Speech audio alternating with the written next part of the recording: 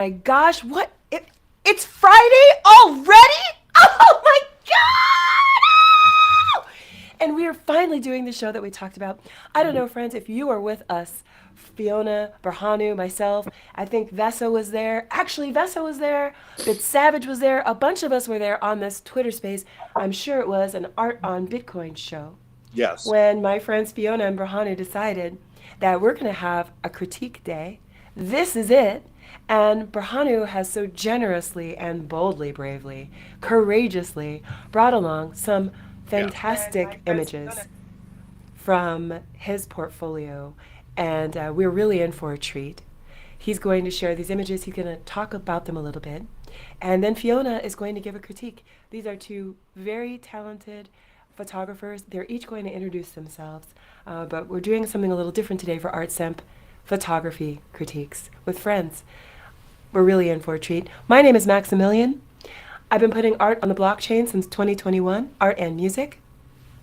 And I do these shows every week. I always want to introduce my friends and our art. I always want to introduce new technology. So this is a show for artists, for people who love art, and definitely for art collectors. If you've been curious about what's coming on the art horizon, like this is definitely the place to be. We do this every week, Tuesdays and Fridays at 8 a.m. Pacific, 8:08 because you know we love that bass. And then also later on today, I usually do a live stream with my friend GodCloud talking about on-chain music. So you're here with us today. We're about to jump into this art game. And let me introduce both of my friends. We've got Bordo Saka and Fiona Aboud. And Fiona, introduce yourself, won't you? And tell everyone the long version of who you are and what you want to share today. Okay, my name is Fiona Aboud. I'm a Brazilian American artist, photographer, collector, teacher, mother, and I'm very passionate about social impact art. I've been a social impact artist for 25, 26 years, and I've been on the blockchain. I've been fucking around on the blockchain for 3, 4 years. I don't know, something like that. And I'm very passionate about crypto art and the power of the smart contract to help solve problems um, around the world. Many different problems of all different kinds that need to get solved using blockchain, using art, using AI. So that's what I'm passionate about now, and also to encourage other artists to kind of get their shit together. Fucking get on the blockchain. Get on the blockchain and find out why we're all so local. Uy, so loco. I am coming out with a contest for women artists that is going to also be social impact focused very soon. So press that follow button and then you can find out. Absolutely. So there's a QR code on the screen right now, and I made it myself, so I can guarantee its safety. But if you'd like to, if you are a trusting, lazy person, you can scan it, and it will take you to Fiona's link tree, or you can connect with her and find out about the contest, connect with her on any other thing. She's a very talented photographer and artist. So if you have any curiosities or leanings, I hope that you will definitely not hesitate to reach out to her. Absolutely phenomenal person. I've known her now going on what, like 3 years, is it? And A I'm lifetime, really. yeah, a lifetime really. And I only love her every time we talk. I love her even more. So she's a It's like a phenomenal sister person. relationship. Sometimes she hates me. It's okay. Never, never, never. My affinity is always growing. But she's a phenomenal person to know. She's a wonderful person to have in your corner. You know, she always keeps it real. And if she sees something that will help you, she'll tell you. She's a wonderful friend to have in your corner. So if you're feeling inspired, definitely reach out to her. And let me now turn my attention and praise to Bordo Saka, GM.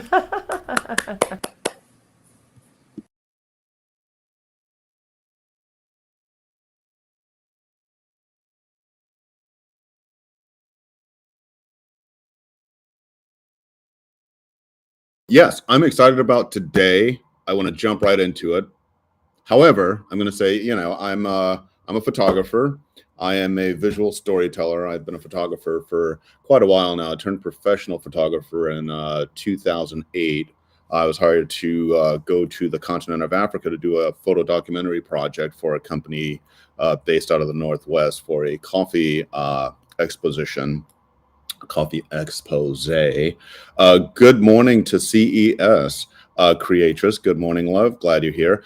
And today's project really is, it's a really personal story, and it's a really impactful story, and it tells the story of millions of people. I've been involved in the blockchain since 2019, spreading love, joy, inspiration, hope, and direction to lots of people. Never correction, because that's not my job. But it is my pleasure to be here today, and I thank you. That's it.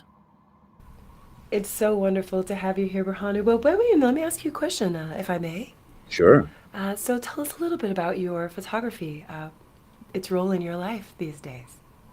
Well, the work that I'm excited about all of the work that I create, you know, whether it's for editorial for a legal office or something like that, just general portraiture. But this project that you're going to see today, I've been working on this project for about 8.5 years, closer to 9 years. I started the project down in Los Angeles in my studio there, when I had a studio there. And it's a very personal story to me because it shares a part of my history and a part of my upbringing, but also the story of millions of lives that are lost for me to actually be able to stand here today and present their story as well as mine.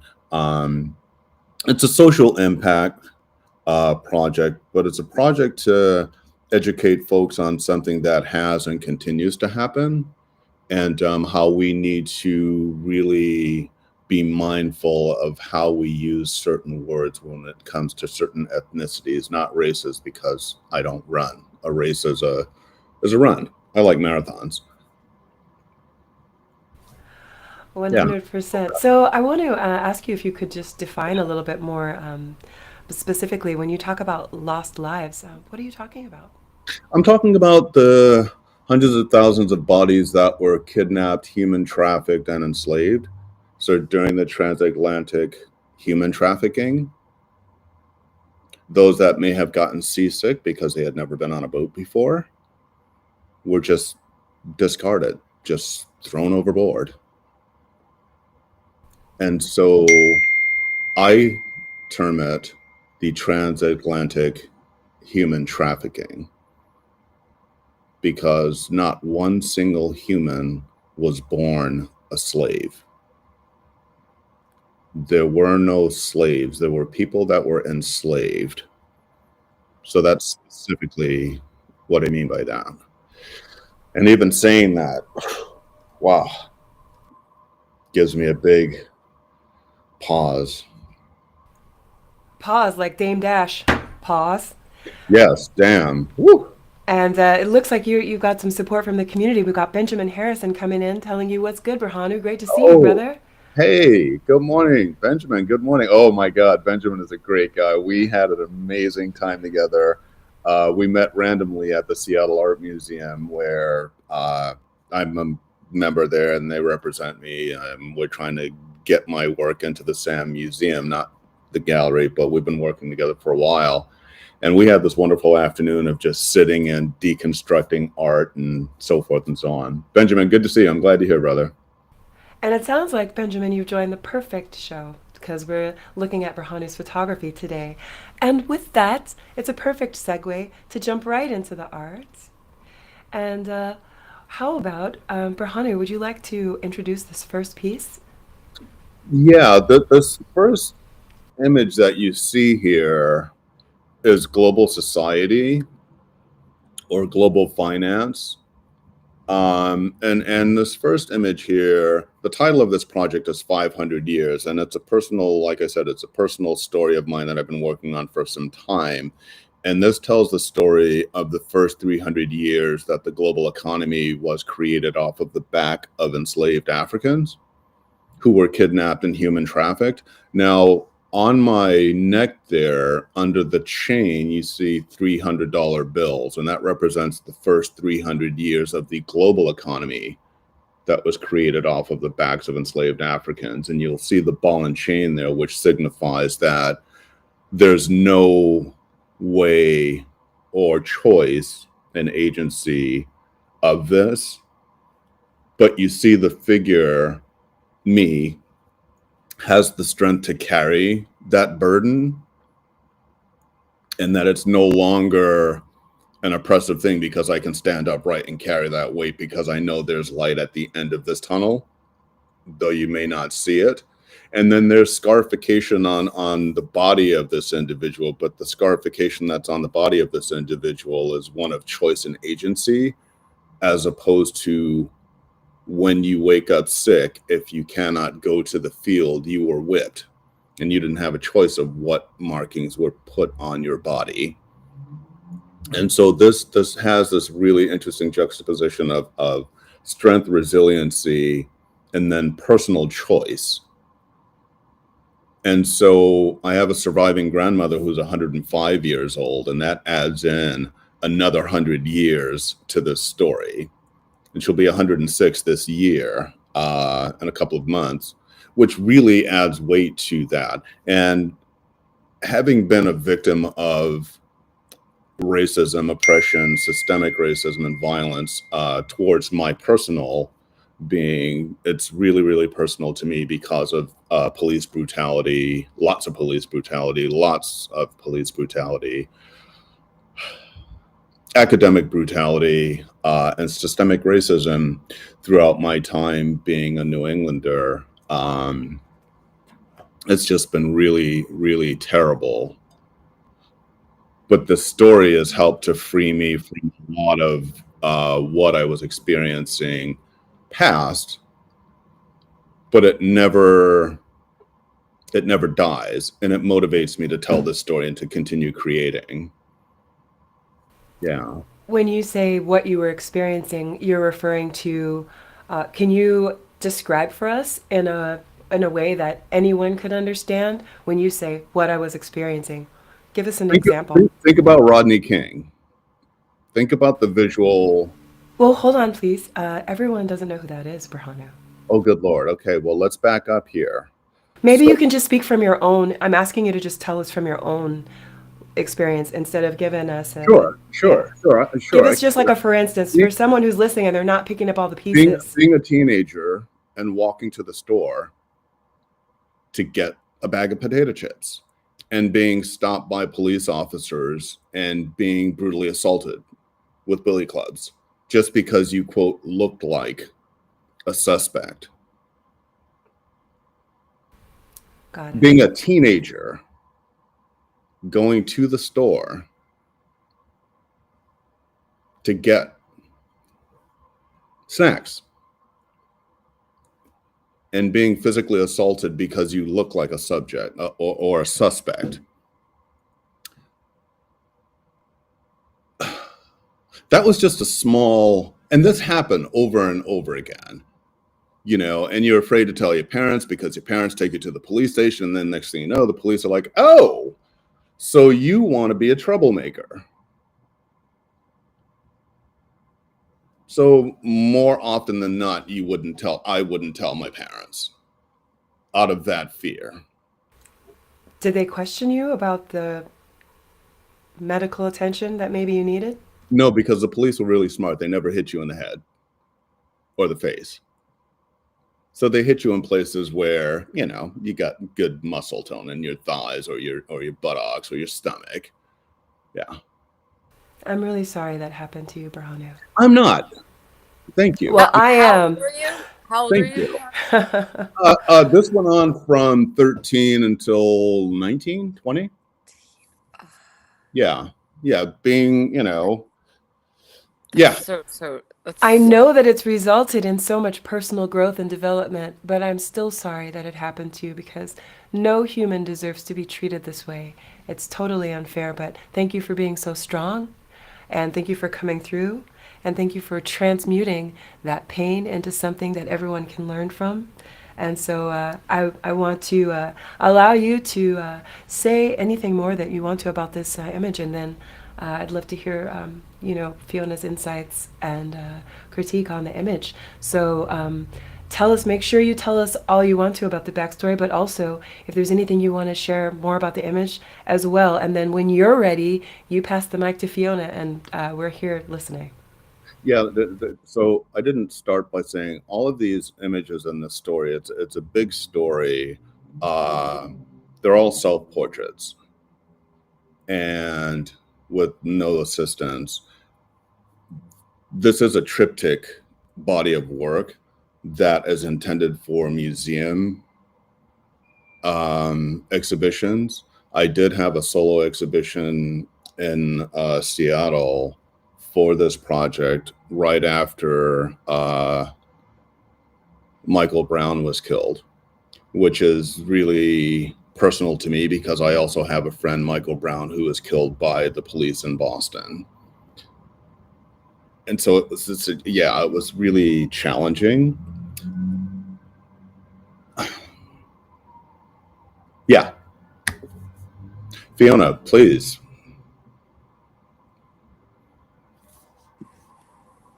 Okay.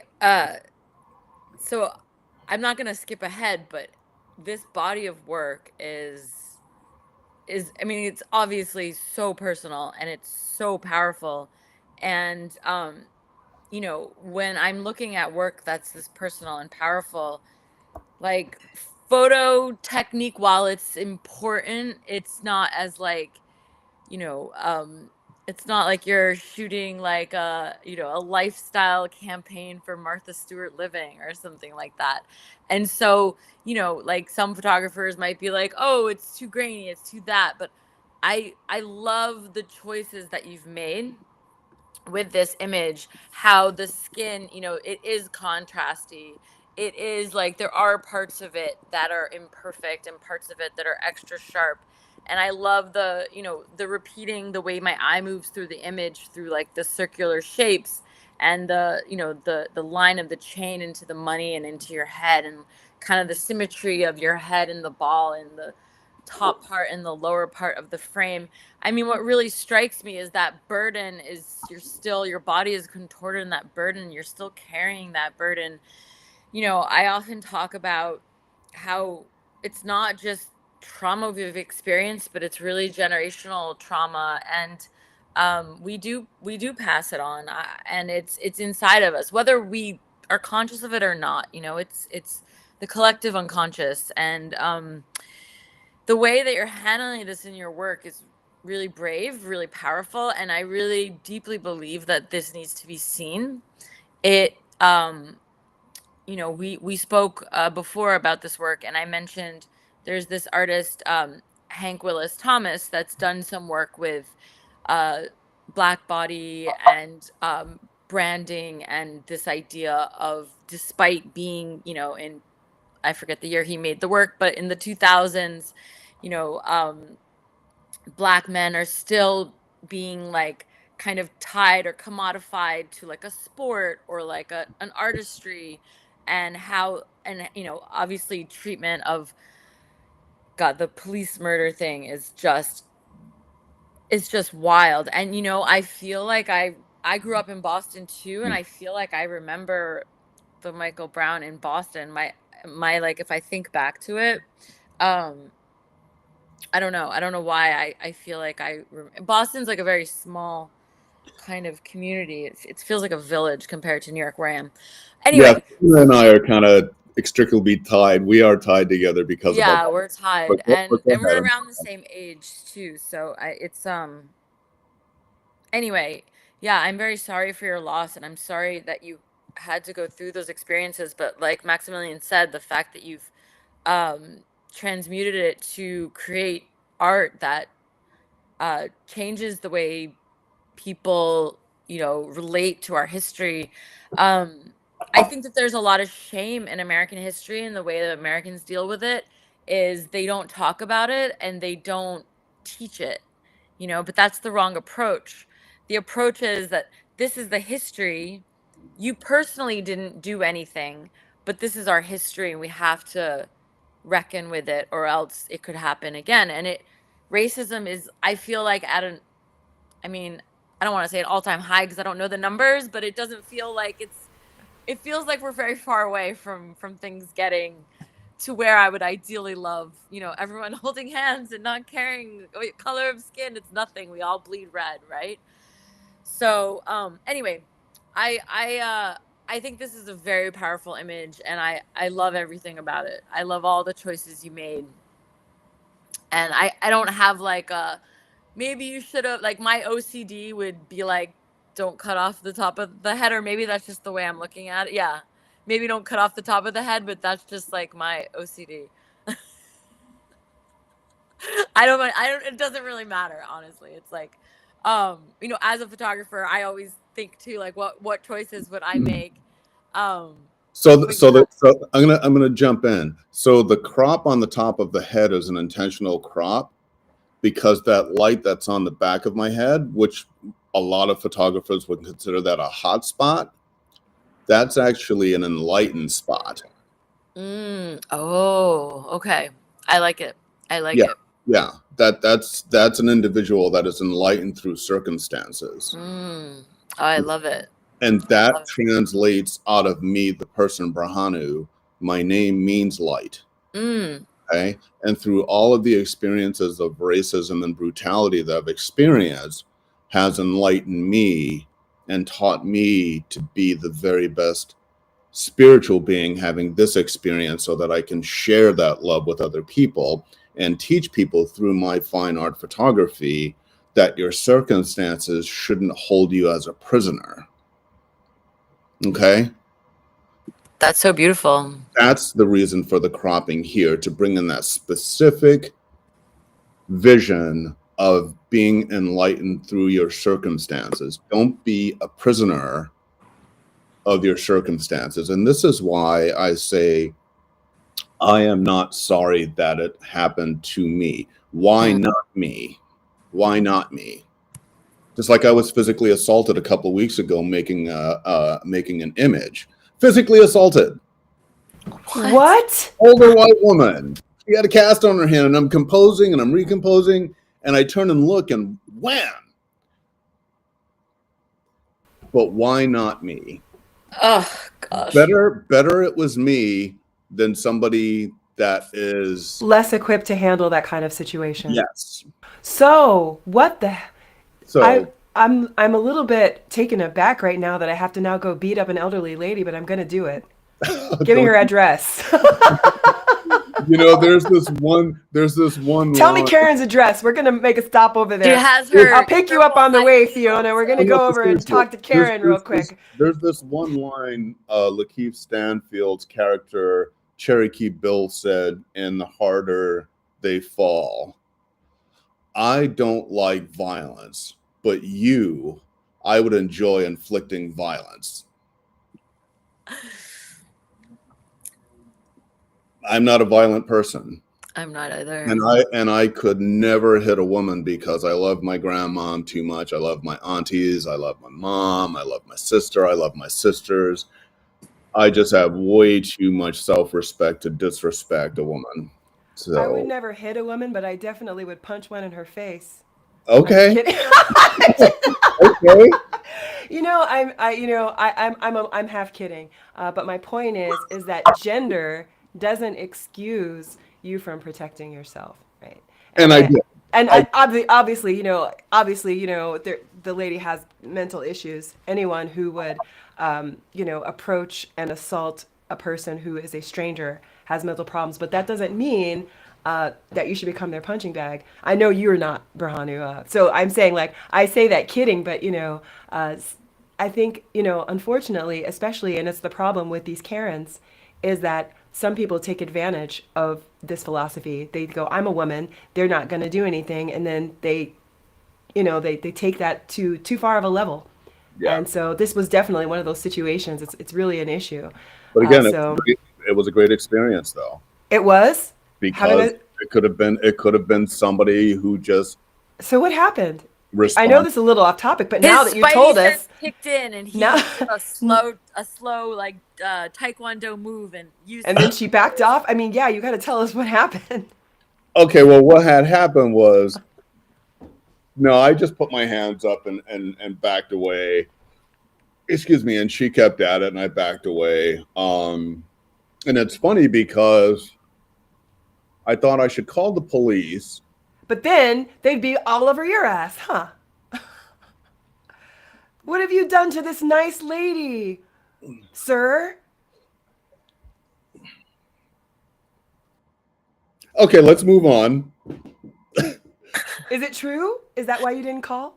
That was my first instinct to not call, but I did call because I said, wait, you are a tax-paying citizen and you pay your taxes joyfully, hilariously.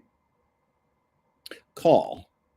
But in calling, it was a whole ass process of why I believe the police should be defunded, refunded academically. Let's take the police into the communities so that they get to know these different communities, get to know the different ethnic makeup of these communities. So when they're called to a scene, they don't just automatically assume that the brown person is the aggressor. But also, when a person has an emergency and you call 911 dispatch, they don't ask you for all your shit before dispatching cruisers to go and investigate the shit. I'm calling you saying, I've been shot. You're going to ask me all of these questions, and the criminals are getting away. And at the end of your 5-minute inquisition, you're going to say, okay, so where's the suspect? Motherfucker, they're gone. You just took my fucking order. Excuse me for cursing. This is just a little bit. You're always allowed to speak freely. It's just We're adults here. I curse. I know. I just try to not use. Hey, listen, curse words are like seasoning. No dish is perfect without a little salt. This is true, and I do oftentimes ask you to sprinkle in that paprika. Yeah. So you call the police. I want to tell you something. This is really fantastic to hear that you this is like personal growth, like in action. You know, you went through the whole thing of, you know what, I'm not going to call because they won't be on my side, and then you called, and I'm really impressed, and I'm so proud of you. And it's interesting though. Thank you. I appreciate that. But when I called, you know, of course, we're having like this whole 5-minute thing, and Karen is walking away, and I see her attempting to assault somebody else. And the dispatch says, "Are you following her?" I said, "No, I'm a block away, but I can see exactly what she's doing." "Well, you can't be following." And I said, "I'm not trying to follow. However, I'm trying to keep an eye on this person so I can tell you which direction they're going. Because we've now been on the phone for 4 minutes and you have yet to dispatch any officers." And of course, finally, when the police come, and I told the dispatcher what I was wearing, because they asked what you're wearing on your head, all of the stuff. "I'm standing on the corner here. I am dressed in this."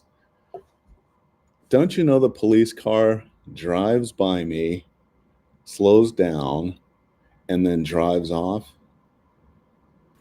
And I jump in the middle of the street and I'm waving my arms as if I'm still being assaulted. And he keeps driving slowly. I'm like, I know you can see me through your fucking rear view mirror or your side mirrors. I know you see me. There's no way you don't see me. So the car comes around again. And this time I jump out, hands up, like, stop.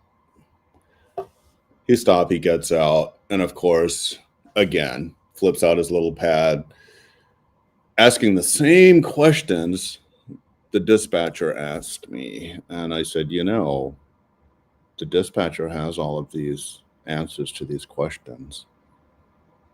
Why don't you put me in your car and let's go in the direction that this individual. I heard myself say, "Why don't you put me into the car?" And I was like, I just heard you say it too, and I was like, and my body said, "Oh, Ninja, no." My body just said it too. Yeah. I was like, don't get in the car. Seriously, No, it's like, Carol Ann, don't run to the light. Okay, so I digress. Let's move on to the no. next Okay, step. but do tell us what happened. Absolutely nothing. Okay. But you did Absolutely take it. nothing. You took your complaint all the way to the end. All the way to the end. I'm And proud of took my you. information, and they said, well, if we find her, do you want to prosecute? And I said, well, I can't prosecute, but I would like to press charges. Yes. Okay, if we find her, we'll contact you. Okay. Wow. You know, I'm sure the officer went and got some donuts. Who knows? Well, I'm proud of you for coming through, and I still feel like you had a great amount of personal growth because here you were in a situation where you were assaulted, and your first inclination was not to call the police, and you had a good self-talk, and you changed that. Now, how effective they were at giving you satisfaction, that remains to be seen. But I'm proud of you for coming through and talking yourself through to the support that you deserved. Really proud Why? of you. Thank you. I You're appreciate welcome. that. You Yeah. know, it's funny. Before we move on to the next image, I'm going to just give you a brief. I had this other incident where I ended up in the hospital for a broken neck, and these two young physicians said, "Well, you're going to have to leave because there's nothing we can do for you, and we're not going to give you any drugs." And I said, "I'm not here for drugs. There's something wrong with my neck, and I feel as though it may be a compressed or herniated disc. I know what this feeling is. I took 3 Advil before coming here because 1,600 milligrams, blah, blah, blah, blah, blah, blah, blah." Well, it says MD on our jackets here, so we know there's nothing wrong with you. Oh, because And it says MD. Oh. I said, "Excuse me, at this point, I'm done talking with you two residents. I need to see the chief of ER now." "Well, what are we going to do if we, what are you going to do if we go and get him?" I said, "Deal with him or her, not you, because clearly your residency is not training you well." Anyway, this went on, and then I heard a bunch of commotion. And my first thought was, okay, Berhanu, put your clothes on and leave because you don't want to end up in jail. Really, that was what went through my head because of the trauma of my childhood. And when you're a teenager, you're a child. I mean, men are children until they're like 30. I'm still a child. Shh. And so I started getting dressed, and I was like, "Oh, that sounds really awful out there. Let me look out." And I looked out, and I saw a friend of mine. And I was like, "Hey, what are you doing here?" And he looked at me and said, "You know what I do. What are you doing here?" And I explained the situation to him, and he said, "You're not leaving here. Go back into your room, and I'm going to have a nurse come and see you. I'm going to get these people set up because we have a person being airlifted here. That's what all this commotion is about. So you go back into the room. I'm going to speak with those two."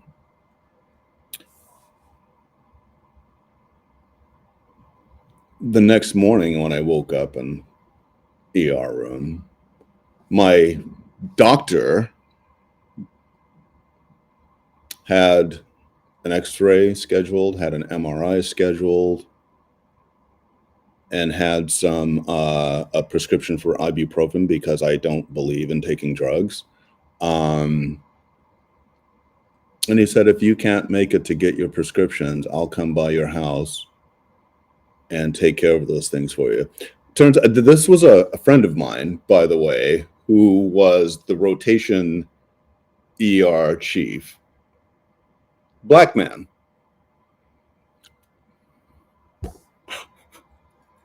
Ah! Through all of this, said university and said hospital asked me if I would like to become one of their board members for the equity, diversity, and inclusion and give lectures to incoming physicians and all this stuff. You know, the CEO of the hospital wanted to meet with me, the medical director wanted to meet with me, etc. And I've been on the board of this organization for about 5 years now. And so, yeah, it's interesting. And this is where I'm glad about my history, the things that I've experienced, because it has helped me to be compassionate, forgiving, enlightened, and just, an all around decent human being. Right Yeah. on. Yeah. So, Well, I love the way that you are inspired to take real community action when your life is touched by these experiences. It's very admirable, Berhanu. So tell me, what's the title of the next image you want to go to? let's pull up the next image. I don't know what you have queued up. Well, tell me the title that you both want to see, Fiona or Berhanu. You're my guide, Fiona. Whichever one. It doesn't matter. Whichever one you have next is fine. Okay. I believe the next image you have lined up is going to be Hangman, I believe. No, I have this one. It's the Confederate flag, the strength. Oh, okay, great. Oh, wait a minute. Hold on. Let me change this. Hold on. It's supposed to be strength coming up here. Give me a moment. Okay. It should load. But if you want to see Hangman, I can put that up. No, that's okay. Okay, here, let me bring strength in. Okay, so here we're looking at strength.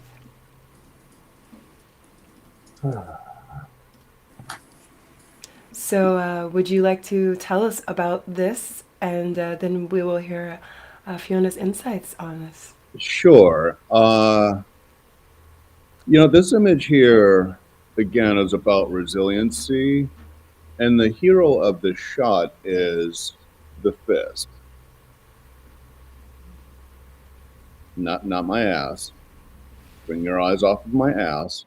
You don't know where my eyes were.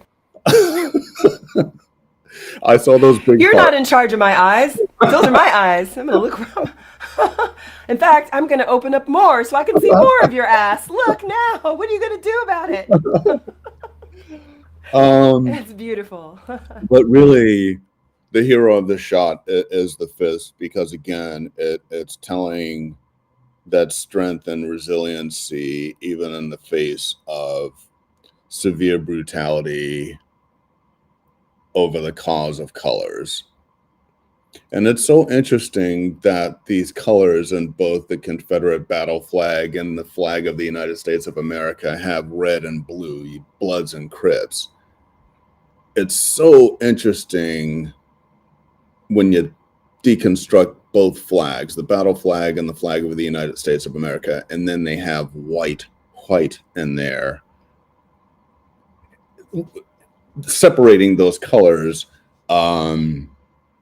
it's really interesting. Oh, where did she go? Where did my image go? I can't see her. There he is. Okay. Playing musical squares here. Yeah, I'm exploring how to best show everything, so just don't worry about it. Okay. And so this says here, I wipe my ass in the face of racism. I wipe my ass in the face of Confederacy. That's so hard. But I also wipe my ass in the face of the historic oppressors. We think about Abraham Lincoln being like the greatest president, and he did all of this stuff, being, half black and, bisexual. But he also did what he did for political reasons. He was not altruistic. He was an enslaver. He was a rapist. And emancipating an enslaved people was just a way to keep political power.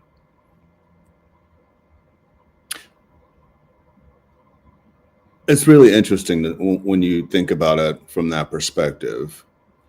But again, bringing it back to this focus here, and this was, a really difficult and challenging image to capture, because, again, self-portraits are really difficult when you're dealing with a difficult subject matter. And there's a lot of, possibilities of backlash for images like this, And that's just part of life. You know, your tub is waiting to get you, your toilet's waiting to get you, you step out the house, the damn plants are blowing in front of you, they're trying to get you. Your stories have to be told when you have your stories. Yeah. But again, looking at the physique of the individual there shows strength and resiliency. I think it's really bold of you to bear everything, you know, and to tell your story. It takes a lot to be able to do that. And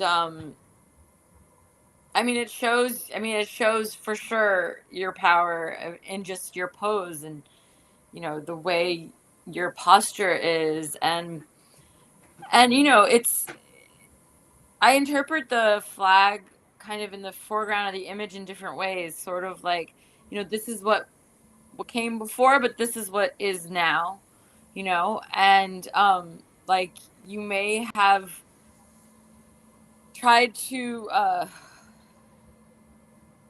you know, suppress me.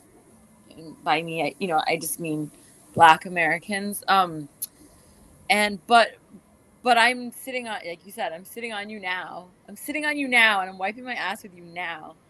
And here is all of my strength and all of my power. I mean,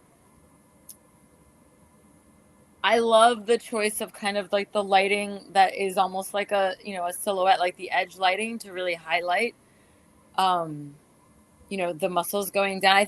I think when I first saw this image, my instinct was, wouldn't it be interesting if the figure was in black and white and the flag was in color? But now the more I look at it, the more I really just like it in color, all in color. I think that, well, we'll see when we see the whole series, but I do want to encourage you to make more work in this series, and maybe, you know, another image would be in color. Just as, like, you know, the conversation between the images themselves. Oh, hold on. Oh, I can't see because of the reflection. Oh. Hold on. Keep it still for a second. Shit, I can barely see It's it. a black and white. Oh, cool. Okay, cool. It's a black and white of the image.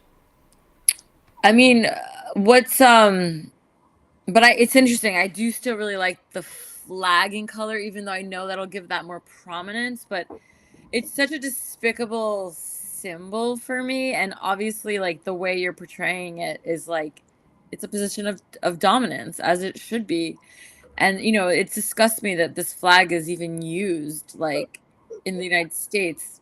But you know, my neighbor has one in their yard. You know, we have to. You know, we don't have to. The choice here. You know, people are going to believe what they're going to believe, and ideologies may be different from yours and or mine. But this photograph is not just for Black people. It's for oppressed people. It's for oppressed women of color. It's for indigenous peoples that don't have voices. And so with this flag, there are people that don't understand what the historical context of this flag meant, the battle flag. You know, there are two flags, and if you want to be a racist, I'll respect your views. I won't agree with them, but if I see you in need of help, I will help you because you are a human. You know, if you're in a situation where, you know, you've got swastikas on you, but you're bleeding out, I'm not going to just walk by you and kick you. Why not? Well, you let me finish. I'll help you, but that doesn't mean I'm not going to kick you first. But no, I wouldn't do that because my God has suffered for me. The universe has suffered for me to be here. And I would never not help another human being that's in need. It's just not in me. I couldn't do it. Regardless of the person's ideology or whatever. But my point is, there are people that believe in certain ideologies, and I think a lot of it stems from not being fed the right information. But it's hard to teach somebody when they're hungry. And I believe that people that believe in these racist ideologies are taught from people that were really hungry. And they were hungry for not just physical food, but intellectual food, and were given poison food. And going back to what Fiona started talking about earlier, it's chicken and egg syndrome. You've got a stressed out chicken that lays an egg. That egg is going to what? Be contaminated with stress. You shouldn't eat that. Also, leave the chickens to their eggs. Chicken eggs are for chickens. Yeah. So, does anyone in the audience have any comments Oh, no. to shoot to Maxximillian? Or are we? I'm keeping an eye on the chat, friends. So Okay, if cool. you would like to join this conversation, by all means, you can leave a comment on Twitter where we're live. I will read your comment. I will throw it up on the screen. You can leave a comment on YouTube. We'll see it live. You can leave a comment on LinkedIn, and I'll see it live. I will read your comment if it's a good one, and I'll put it on the screen. So if you have a question for Berhanu or a comment for Fiona or either of us, feel free to join the conversation. And you'll be seen just like this, how our friend Benjamin showed up and said hi earlier. We definitely want to always include you in the conversation. So feel free to chime in. We want to hear from you. Is there more you want to share about this image, Fiona or Berhanu? I'm good. I'm good too. Okay. Next up, would you like to give me some idea, or shall I surprise you? Surprise. Okay. Next, we will do this one. Feel like I need a drum roll.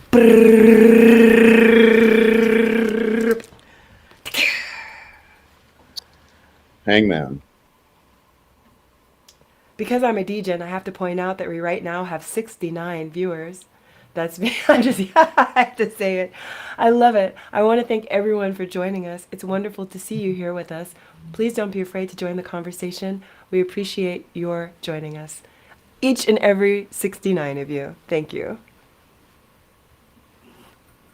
Thank you, everybody, Hangman. for joining us. Yeah. Perfect numbers. Stay on that. No, I'm kidding. Yeah, absolutely. For friends who are just joining it, oh, it's 70 now. For friends who are just joining us, let me just refresh the room. What you're doing is you've joined a photography critique. We have two amazing photographers. We're all friends. And in a conversation a week or two ago, we had this idea to critique each other. And so today what's happening is Berhanu has curated a few images from some of his most precious forthcoming collections, and Fiona, also a renowned photographer and artist, is giving a critique. And we're all learning from this. And so you've come into it. We're halfway through. We've done 2 images so far. So you're always welcome to watch the replay if you'd like to see the 2 that have already been critiqued.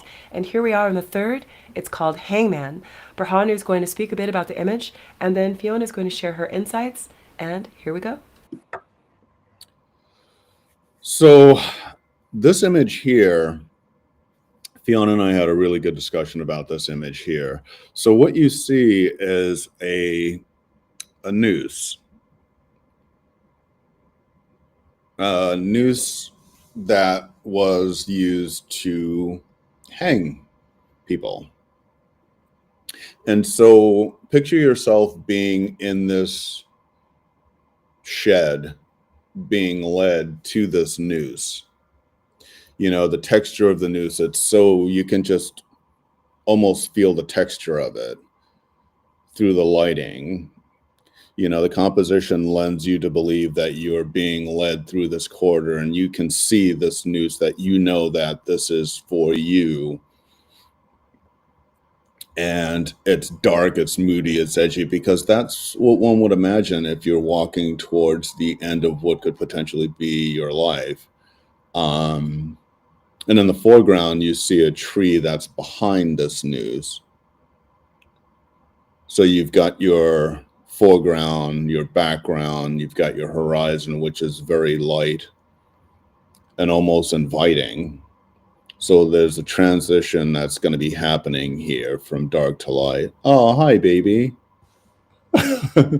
and the tree was actually a tree that was used to hang people. So, the actual tree.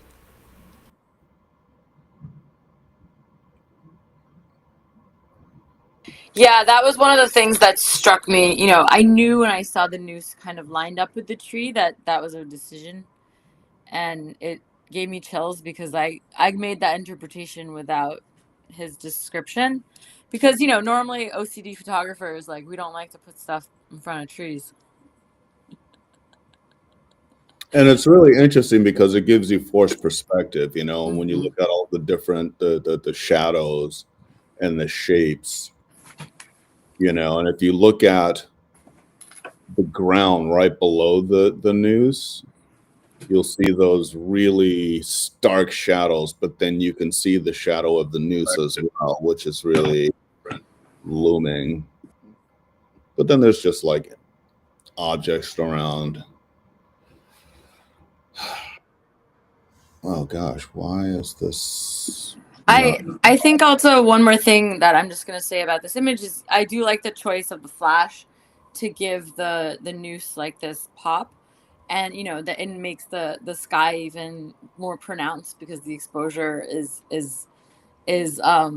lower, and you know, and also the contrast of the light to dark in the image too. It's like going from life to death, and it's chilling. It's a chilling image. I mean, this one's obviously a little different because it's more universally important rather than putting yourself in it, but you know, we'll see the next, that'll Yeah, become apparent when we see the next stuff. So yeah, yeah. May I ask a question, Berhanu? Sure. No, you just did. May I ask two questions?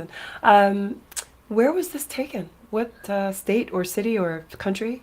So this was taken in California. So the project started, like I said, in Los Angeles. So this was in Los Angeles. So this tree, you know the history of this tree. Hmm. How did you come to know the history of this tree? Through the curator of this, the curator slash manager of this property. Is it a property of a particular family or something that's been It, maintained all these years? yes. And the family is no longer surviving, but this place is. And I don't want to, yeah. Okay, but I was curious how you came to know this. You know, most people don't have the history of So I shot on stuff a like couple of this. Yeah. feature. So I shot on I was a set photographer or still photographer on a couple of feature films, and this was one of the locations that we shot on. Spectacular. Yes, thank you so much for stating my curiosity. I just couldn't get over how you came to know this information, and you know how, you know, it's very interesting. But you know, there are important historical places all around us. We just don't know their stories. Hmm. So for you to have come by that, you know, that's like some deep alpha right there. You know the history of that tree. That's Yeah, crazy. yeah, yeah, yeah. Okay, wow. Okay, shall I move to the next image? Sure. Unless Fiona, are you good? I'm good. I'm good. Bootsy, are you good? Let's go, baby. She's complete. Oh my gosh. And seeing her little face makes me so happy.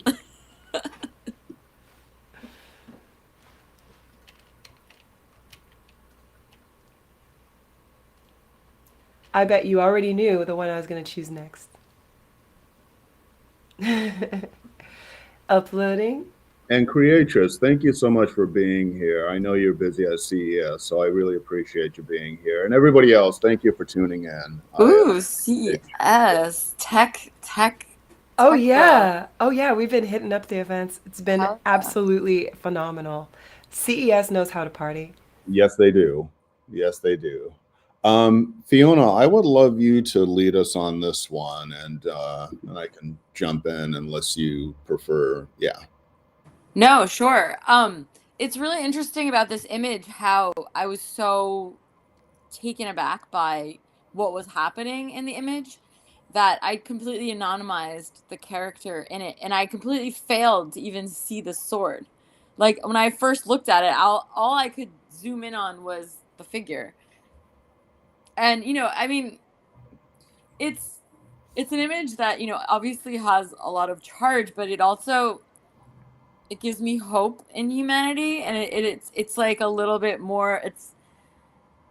I'd like to say it's like moving towards the I don't want to say moving towards the future because that's horrible to say, but it gives me hope that there are people that believe that, and you said, I mean, this was historic. I'm so sorry. What did you say? It's representative of the you told me yesterday of people that would go and cut people off so they wouldn't die. I'll What was it? I'll fill you in. Keep Okay, cooking. but anyway, so yeah, that there are people out there that would like intervene. I mean, they probably would. I don't know if they were caught, they probably would get killed too. So they're risking their own life to help others. And I do like that this figure is not anonymous too, because I think people like to be the main character and they can put themselves in that place a little bit more easily if it is anonymized versus like seeing what that person might look like. Um, I mean, literally my only comment of this image is I would retouch out the lamppost because that would be my only comment. But I love the moodiness of it. I love that it kind of matches the moodiness of the news shot too, and kind of that grainy darkness feeling that you got from the first one too. And you're still, you have your light on your head. I like that. I like that a lot. Very I mean, good. this project is stunning. I mean, we talked a lot about like where he should submit it to, like who show it to. It's like there's a lot of potential here. You're seeing it here first, people. First, fresh off the press. Just like Very good. the Very good. next.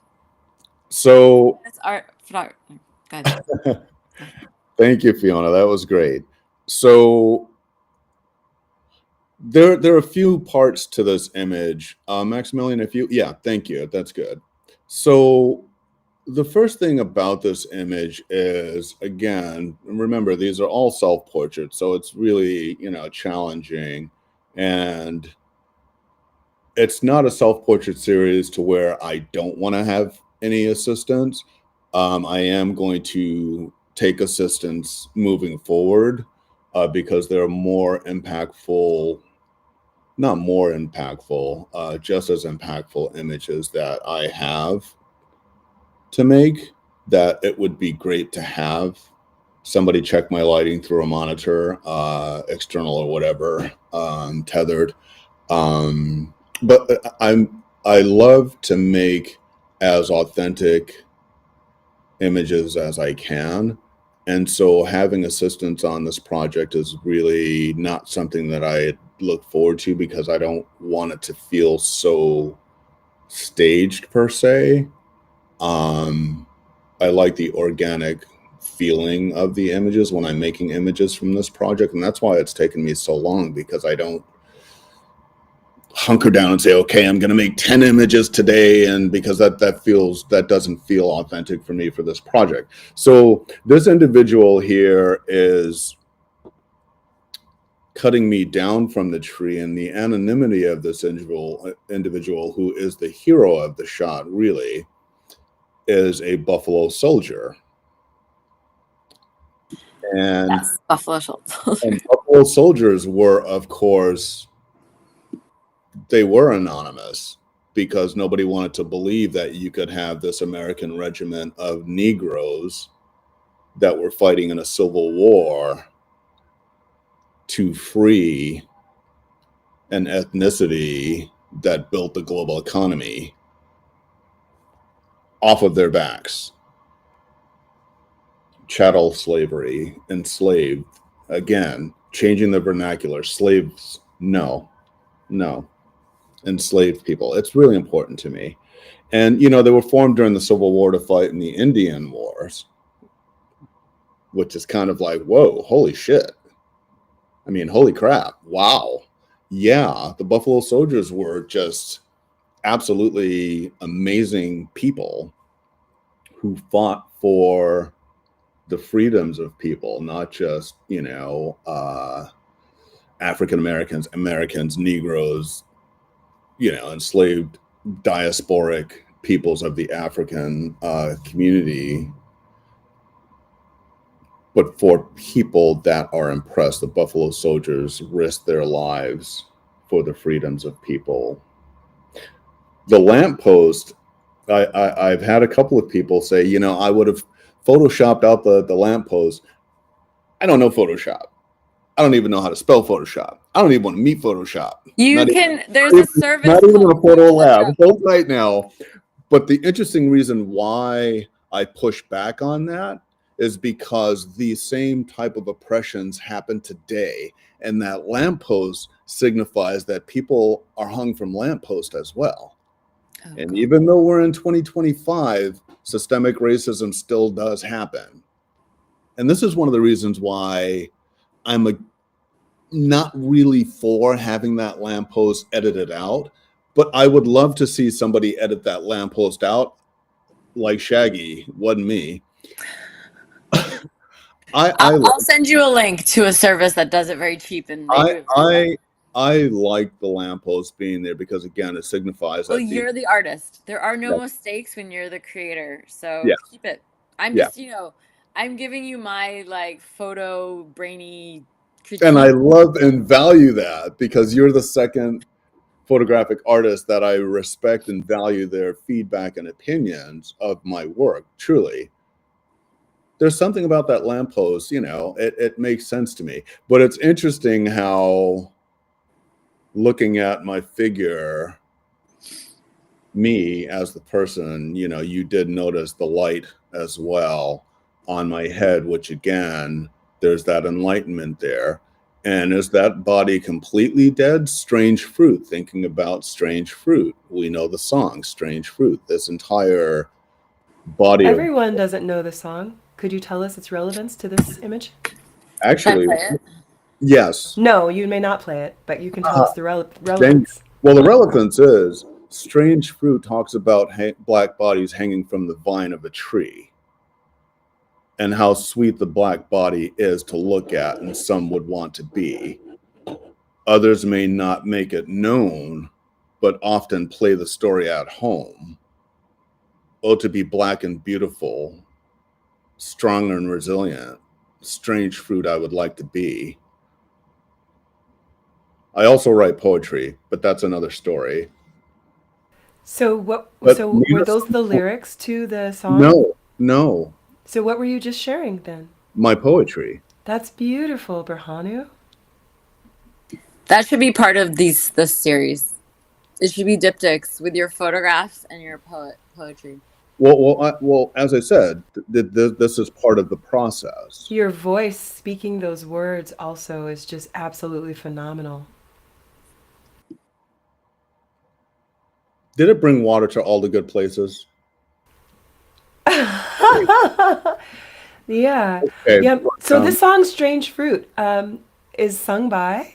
Nina Simone. Yes. So the reason we can't play it is because I don't have the license to play that song, and I don't steal music from musicians, being a musician myself. That's right.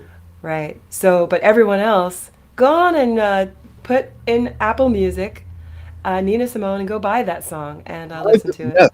Yes. Go buy it and listen to it. Don't dig into it on Spotify. Oh, hi, baby. Go buy that song and listen to it. I'm sure you'll love it. Everyone. So, wow. This is incredible. Oh, your animals. So Give sweet. me all the animals. What would we do without animals? Animals who love us. They don't think or care about color. They're not racially profiling us. They're like, do you have a warm lap for me? And do you have a little food to share? Exactly. So cute. What's your kitty's name? Grisabella. Grisabella. Oh my gosh, phenomenal. She's so sweet. We need that love. We need that love. This is so phenomenal. So I want to get back to this image. You know, I have questions. So Buffalo Soldiers, obviously, this is who Bob Marley was singing about. Mm-hmm. Yeah. So Buffalo Soldiers are African American, or Mm-hmm. they're Africans that were taken to America. They're actually a combination. So Buffalo Soldiers are descendants of the enslaved Africans who were kidnapped and human trafficked and enslaved here hundreds of years later, of course. And a lot of the Buffalo Soldiers were biracial. A lot of Buffalo Soldiers were First Nation / African diasporic peoples. They weren't just 100% from ancestral lineage of Africans, but they were, you know, biracial. They were First Nations, i.e., Indian and Black. Yeah. Incredible. Incredible. Mm-hmm. Wow. Well, is there more that we want to say about this image? I think everything's been said. The one thing I will say about that image, and that's okay, we can keep 5. Yeah. The one thing that's interesting about that image was the rope was not a rope, it was an actual whip. And it was the whip of the Buffalo Soldier. And there was this one beautiful tree that was a very strong, young, sprightly looking tree. I don't know, the tree was probably 75 years old or so. And it had these really wonderful thick branches. And I thought, well, why don't we use this whip to cinch up around the arm of this tree, this one particular trunk? And if we could zoom in on that, what would be rope, you could see the texture of the whip, but you know, the way it's lit, we can't see that. But in person, it was just, you know, looking at this whip, it's like, wow, this thing is beautiful. But at the same time, ouch, what my ancestors had to feel, you know. Okay, advance. Absolutely phenomenal. Thank you so much for sharing these very personal and yet universal works of art. And let's give you both, you know, an opportunity to maybe share, discuss. Fiona, I wonder, is there anything that you would love to say, like overall, you know, about your experience or curating or just in general anything about this? We're missing one of the images that I thought was one of the. I Oh, mean, they're please, all let's very do it. powerful. Let's do it. I would love to do it. I felt like I was So, missing one too. hold on. What's the number? I'm sorry, I'm looking right now. It is number. There's 2 of them in the folder. It's either January 9th or different crops, maybe January 10th. Standing up? The last digit I think is 40. Okay. It's He's in the standing up. Dropbox. He's standing up, yes? It's just the portrait. It's just his face. Just the face. Okay, so that's not the one standing up. Oh, okay, just the face. Now there are 2 that look similar. That's Yeah, This correct. one says yes, 41, and there's this this one says 40. Okay, well, I want to make sure I've got the one. All right, here we go. I'll have it up in just a moment. Thank you so much. I knew I was missing one, so I'm glad. And never forget an image. Yeah, we don't want to leave I anything out. People I haven't seen in like 30 years, no, 20 years. Like I see them on the street, and I'm like, just think of all of their catalog. Amazing. I can't remember names, but just taking a picture, I can remember it. Amazing. Trick. I wish It's I could like do that. like math. Because a face is like a face with all of its recognition points is like a fingerprint. Hmm. Yeah, but I even remember That's images deep. better than I remember faces. So Fiona, if you would lead on this one, that would be great. I'm going to step away for just a sec, okay? Okay. When you step away, can you hear? Yes. Oh, okay. I'll shout it out loud for those in the back. All right.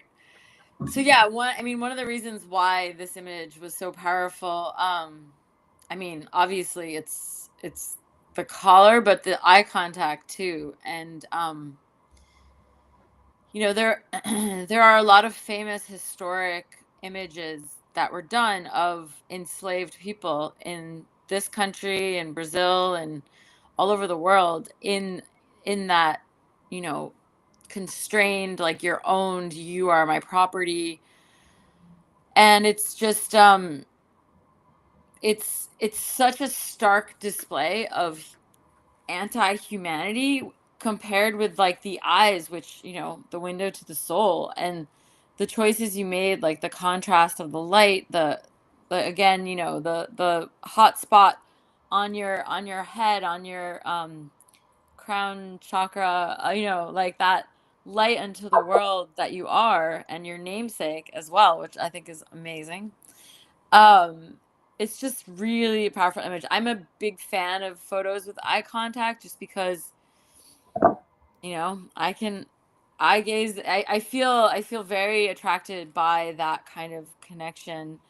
And seeing this image too, now seeing it's in color, it fits, like, it flows more with the other image that's also in color. But yeah, like I said before, like, this whole series is very powerful, and I wanted to push you to make it even more personal, maybe even more familial, like including maybe your grandmother. And you can, I do like the kind of, like, how, like, I really am a big fan of, like, Dina Lawson, how she will create these semi-staged photographs. And I think that you should continue with that kind of staging. I think that there's a lot of power in that, and it's nice to be able to kind of control your framing and what elements you want to include.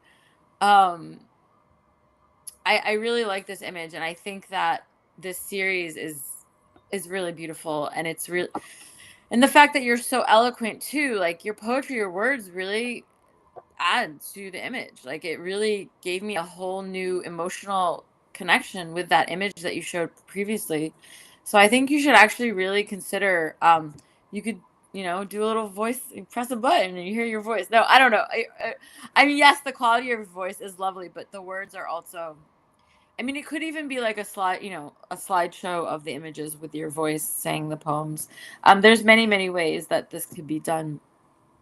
But yeah, we spoke before about people and places I think you should show it to get feedback, and then ultimately get exhibitions from this, because yeah, this is a very strong body of work, and I'm very judgmental, so you should trust me. Maxximillian knows. There's art that I see sometimes, I'm like, what is this crap? I'm just You kidding. know what? No, I love it. I love it. You know why, Fiona? I respect you because you keep it real. I would keep have it real, not sis. to do this had I not been a fan of the work. I will definitely say. For sure.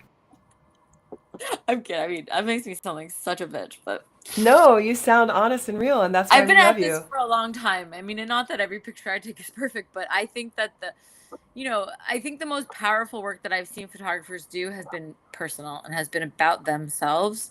Um, that being said, very few of my projects, emotionally, they're about me, but I don't include myself. Although I am now in this series that I'm doing right now, I'm including myself. Very strong body of work. But yeah, this image just gets me. When I saw this image, it sent chills through my body, because it's like I connected first with the eyes, because that's just where my eyes go, and then I saw the collar, and, like, it, like, sunk. It sunk in my heart. Like, no human being deserves that ever in all of human history. I mean, maybe a few do, but we won't mention names. I'm just kidding. It's awful to say, but there's a few scumbags out there that I wouldn't mind. I wouldn't mind. I wouldn't. I wish them 1,000 deaths. No, I'm kidding. I'm like you. I try to keep it light and positive, but I do have some. What I'm hearing is that you wish that they would have some experiences that would help them be more empathetic. Thank you, Maxximillian. You're my political advisor. I will never be running for office, given the things that I've said. Just put it through the Maxximillian translator, babe. You got this. The cadence, the less squirrely energy, just like. if You know, I've wanting other people to have life experiences that creates within come, them empathy is actually a way of wanting the world to be a better place. So I'm going to put this out there. Here's my hot take. thank you. My friends, if you ever find yourself wishing 1,000 deaths on someone, don't feel bad and don't push those feelings away. What you're really doing is you are wishing for them, you are maybe helping them manifest some life experiences that will make them a better person. Yes, And it's okay to say it in a funny way. absolutely. Thank you for smoothing over my offensive comments. You're welcome. I don't feel they were offensive. I feel they were heartfelt, and I heard what you were actually saying. Thank you, love. Yeah, Not you're just, welcome. not So just listening, not just listening, but actually heard and felt. heard with a Yeah, T at the end. I yeah. heard it. Oh gosh. Yeah, that's But what So yeah, that I T is wish you the for. best of luck presenting this, and definitely like when you make new pictures and buy that ticket, go photograph your grandmother. so to talk about this image, I'm a cold exposure therapy practitioner, and I do guide people on cold exposure therapy. But this particular image, this was actually the first image captured in this series, in this story, in this visual narrative and representation of a lot of depth, a lot of richness, a lot of universities built, a lot of banking systems built. But this one came to me when I was in the tub meditating, asking for some guidance on how to start this project. And through divine inspiration, I hopped out of the tub and immediately went to my studio and got busy. And this was the first image that was created out of this body of work. And I have quite a few images of this work. And it's interesting that, Fiona, you mentioned, having voice to the images. That's part of the goal. Like when you go to some museums, you can have an audio experience for the visual art that you're experiencing. You'll either have a curator or the artist describing their work. So part of the goal is to have audio for each of these images wherever it's displayed, whether that be the Met, the Guggenheim, wherever. And those are my goals, is to have it in a museum because it's bigger than just a gallery.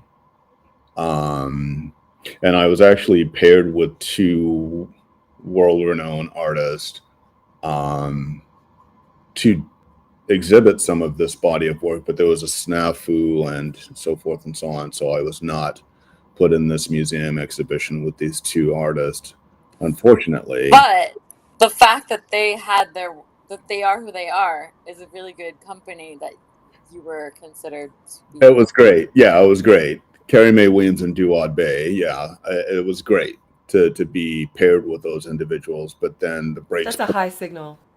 Yeah, yeah. And so anyway, this image is really, this is deep. We have a comment from the audience I'd like to share. I'm going to put it up here on the screen from your friend Benjamin Harrison. He says, I truly admire your fearlessness and perspective, Berhanu. You're such an incredibly unique mix of going super hard with your work while personally remaining in a space of high-level enlightenment and love. One of a kind. Thank you, brother. I love you, Oh, Benjamin. I appreciate that. Thank you. Yeah. Damn. I can't say anything else after that. Mic drop.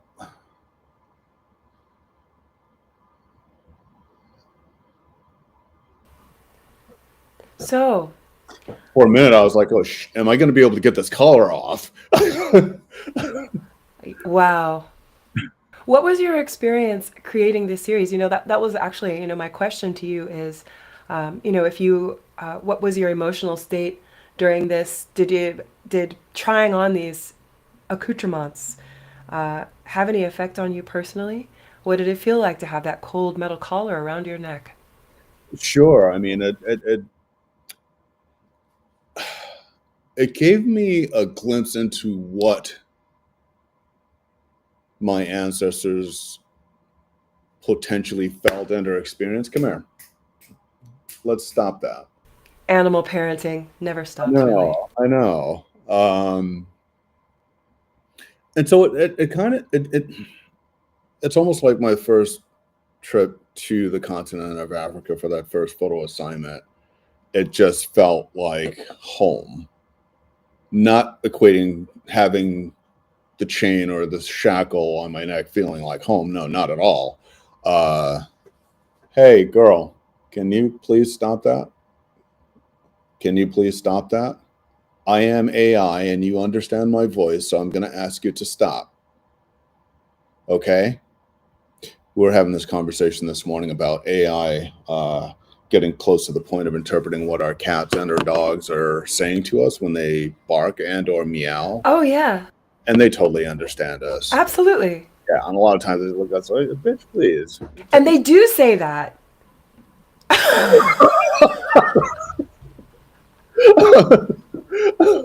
We know it's true. Oh. and so, and so, but the thought about this, that the feeling is, oh my God, my ancestors had to have these on. And I have another friend who has, I don't remember off the top of my head right now the name of his traveling museum, but he has hundreds of that were artifacts that were used to enslave and bondage humans. And I've been trying to get him for years now to, excuse me. His cat must be tearing stuff up over there. It really is.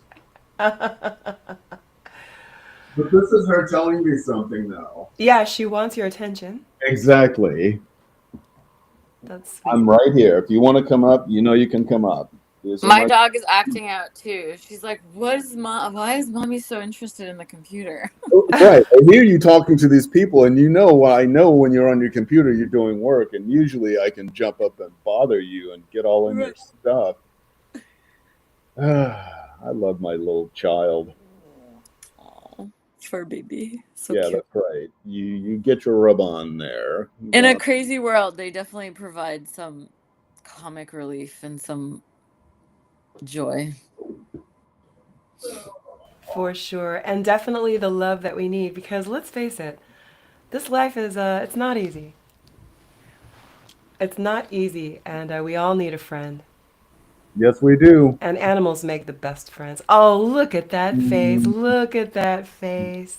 Oh So my sweet. gosh. Wow, her whiskers are crazy. She's Some so wild great. whiskers. She loves it when I do this. So cute. Oh my gosh.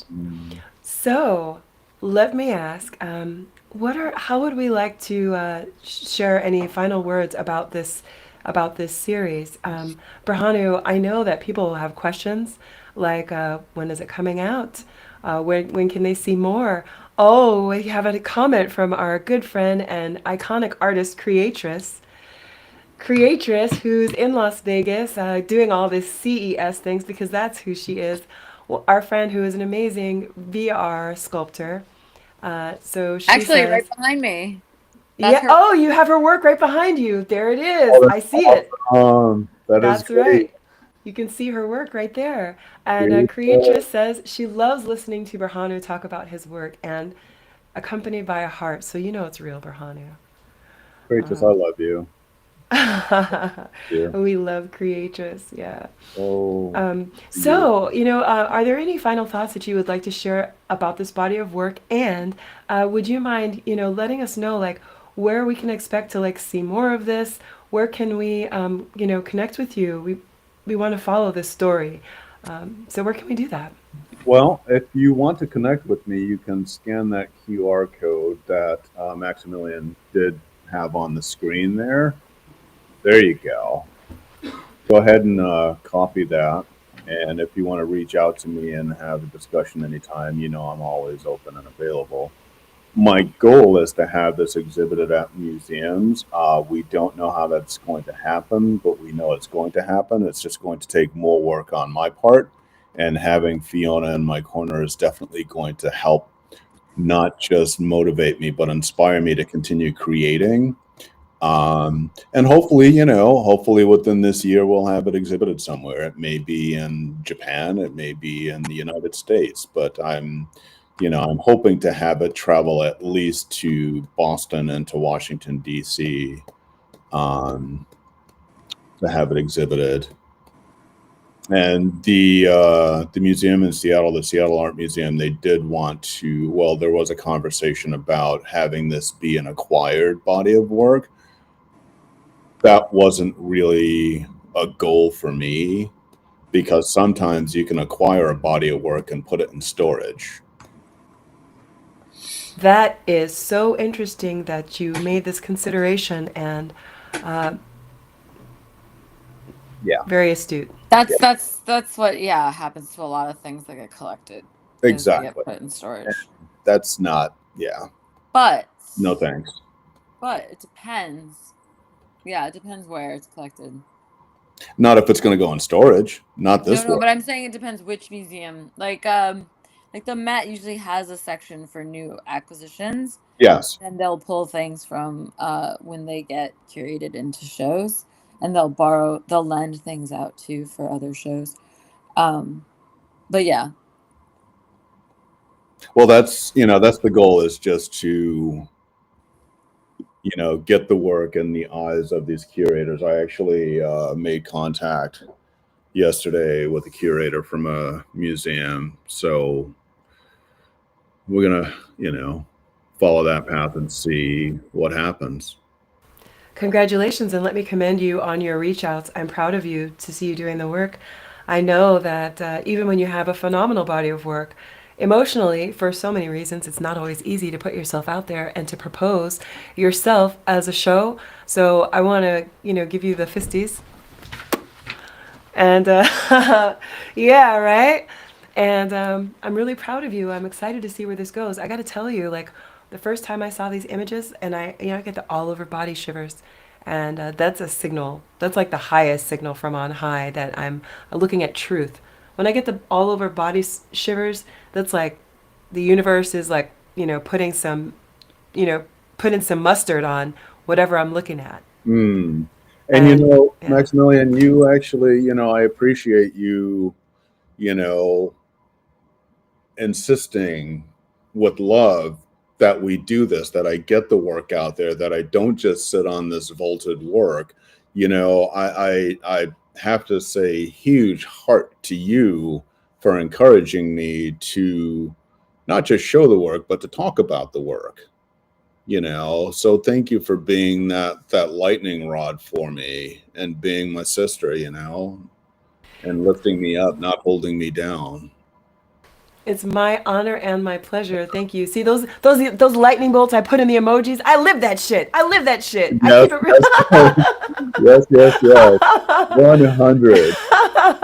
Even my emojis, I'm keeping it real, keeping it real. But Yeah. yeah, well, this is really exciting. So I've put this QR code there. I can verify it's safe. I made it myself. It will take you to a place where you can connect with Berhanu. And let me also switch things around a moment and give you an opportunity also to connect with Fiona. Bam! If you would like to connect with Fiona, here's her QR code too. This will connect you with her link tree, and you can connect with her. You can see her photography, her art. And Fiona, what would you like to share? Would you like to I have share a any little final words? hologram that sits on your shoulder and tells you nice things about your I art. want that hologram. Give me that hologram. Little Yeah, Fiona. suggestions. Yeah, Fiona, if you don't mind, we now have 125 viewers with us at this moment. I want to thank each and They every one of probably you. all left because We have 125 viewers now watching with us, and I want to thank each and every one of you for being with us and sharing this. It's a really special day. I've been asking my friend Berhanu to share these works for over 5 months, and he's really honoring us by sharing this work that has never really been seen before. And especially, I want to thank our friend Fiona too for being so generous to offer a critique. I mean, the role of the critique also is not an easy one. Especially as you are. It's Taking in easy when the work is good.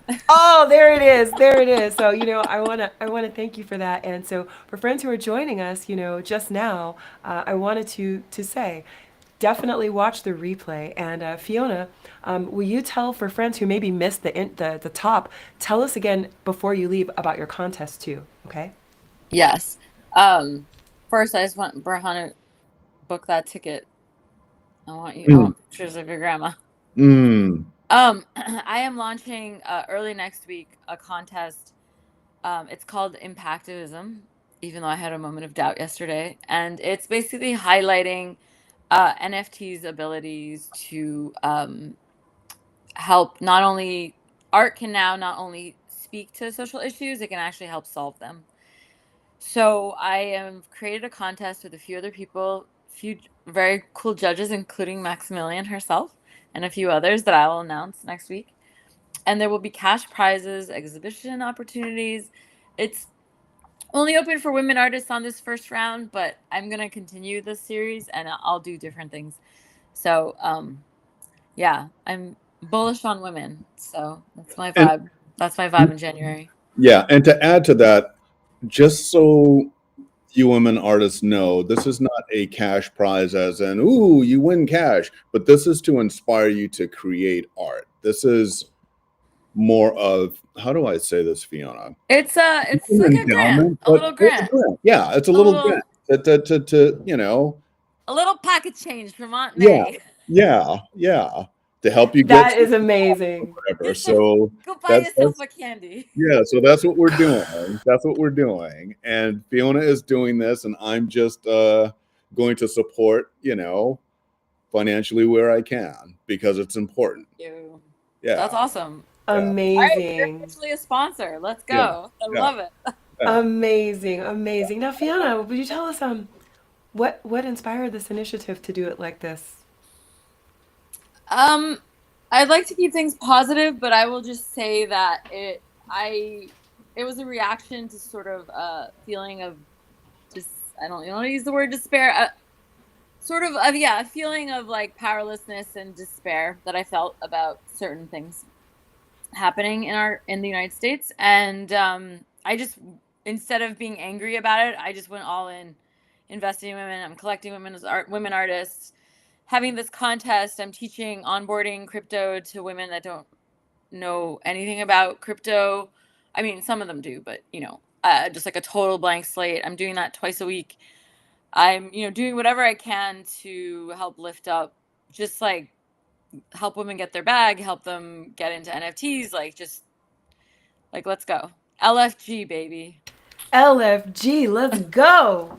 I love it. I love it. Thank you so much for everything. Thank you for your insights. And Absolutely, anytime. I love yeah, looking at work. It's always very inspiring, and it inspires your own work too, because you're like, damn, this shit is so good. I want to make work like it's good too. So Hmm. I'm gonna go do that right now. I'm hyped.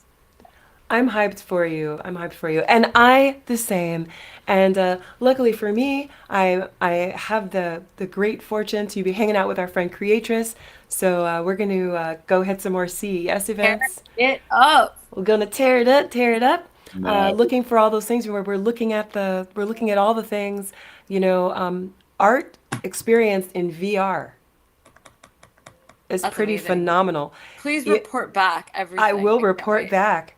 Yeah, that's what it's all about. And just to put it in perspective for like our talk today, I was thinking about VR and how with using virtual reality and augmented reality we can create 3D versions of things. And I thought to myself, can you imagine experiencing Berhanu's photography in a 3D?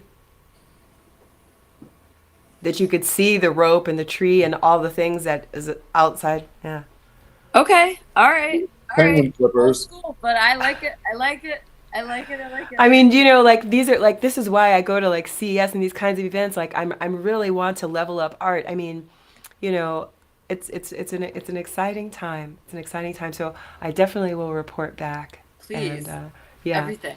I'll report back everything. And for all of us watching and being together, I want to thank you for joining us. You've been hanging out with Art Simp because we're simping on this art, okay?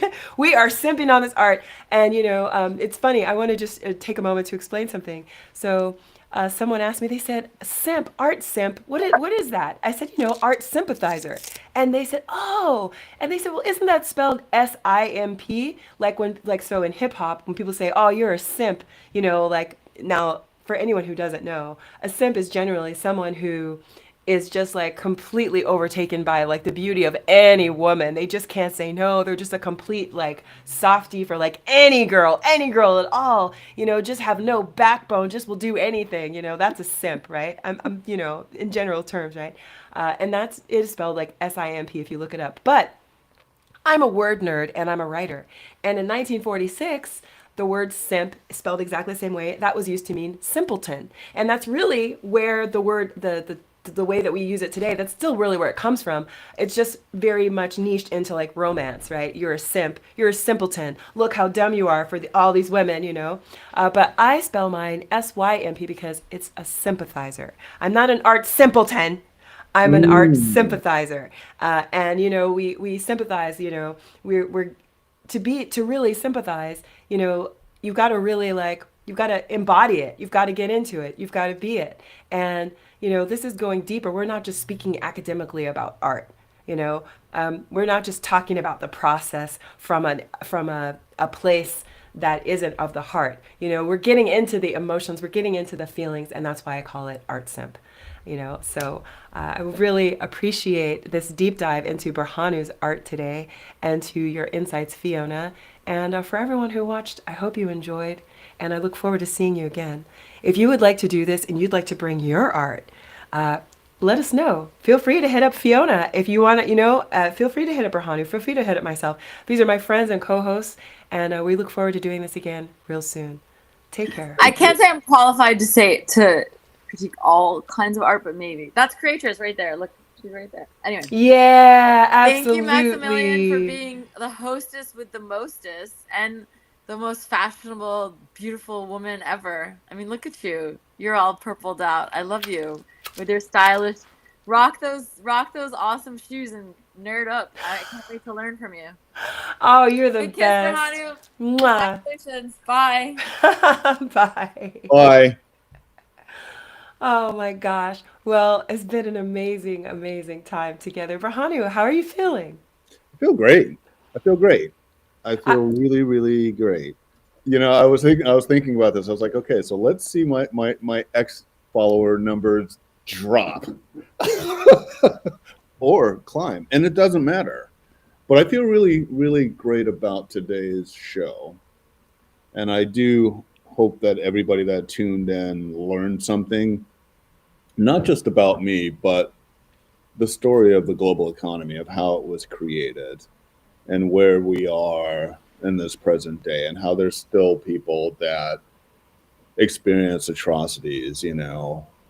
It's really it's a huge story, and in that 500 years we're almost there, and to where I don't believe that in my lifetime we'll see the obliteration of systemic racism.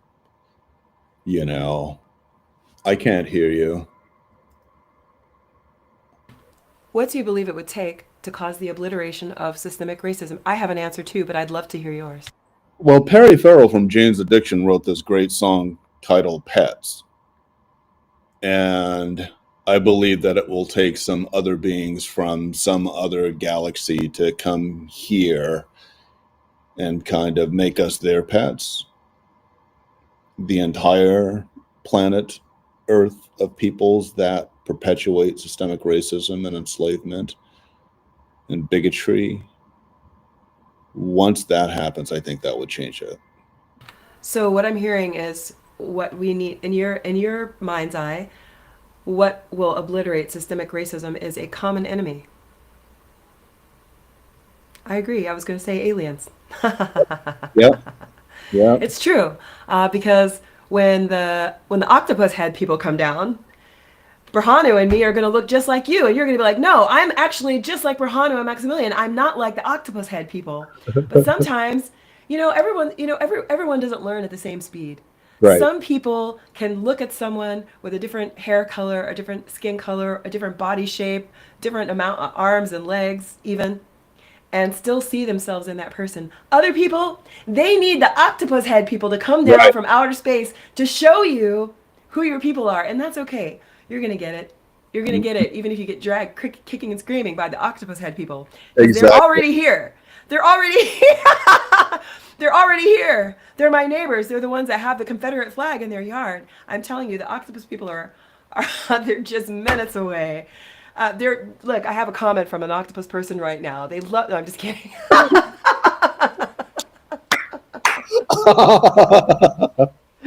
Because Oh, then, God. and then, we're gonna have this whole thing where it's gonna be like, we're gonna have to learn to embrace the octopus head people. Or else.